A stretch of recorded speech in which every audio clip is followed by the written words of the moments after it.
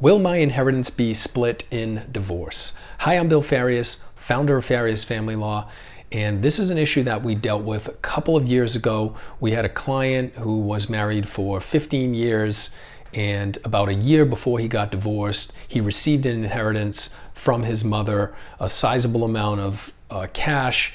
And in that case, the judge decided that given the length of the marriage and all of the other circumstances, that the wife would be entitled to a small piece of that inheritance. So the client kept most of it, but the wife did get some of it. And it was mainly because it was a long-term marriage. So what we're going to discuss is how inheritance is treated in divorce. First of all, inheritance is considered an asset, property in divorce. And the default is that the court will consider everything that either party owns. That doesn't matter whether it's jointly, individually. The court considers the entire picture, everything that both parties own, for purposes of figuring out how to divide property. However, that doesn't mean that everything is going to be divided equally. What the court does with the assets of the marriage depends on a number of different factors. So let's focus on inheritance. There are three factors that I consider significant in determining how inheritance will be treated in divorce. First of all, length of the marriage. Generally, the longer the marriage, the more likely it is that the inheritance will be divided, or at least be considered in determining how to divide all of the property. Number two, commingling of assets. And that is a legal / technical term for mixing. So when it comes to inheritance,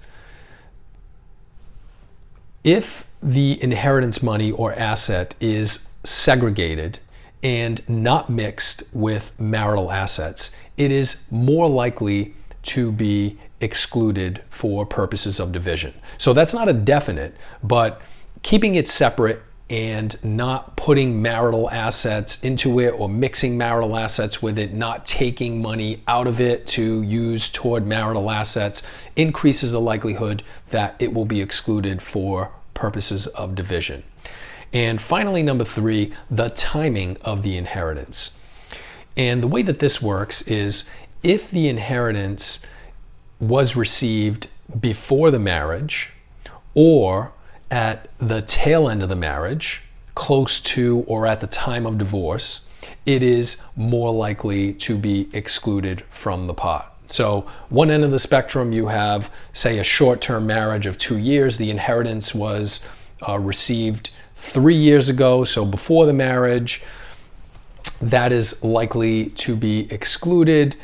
Also, if the inheritance is received right around the time of divorce, especially if it's a short-term marriage and it's segregated and not mixed with marital funds, that is more likely to be excluded.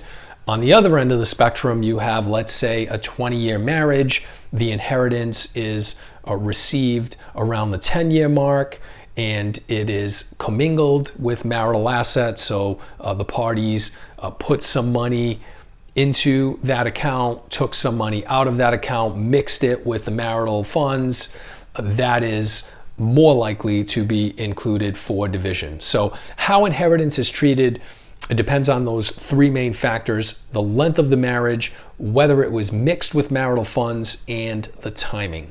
If you have any other questions, you can call us at 508-675-0464. You can email us at info@fariasfamilylaw.com. If you found this video helpful, feel free to subscribe to our channel and share it with anyone you think might benefit from it. And you can also find us on Facebook at Farias Family Law. Thank you. Have a good day.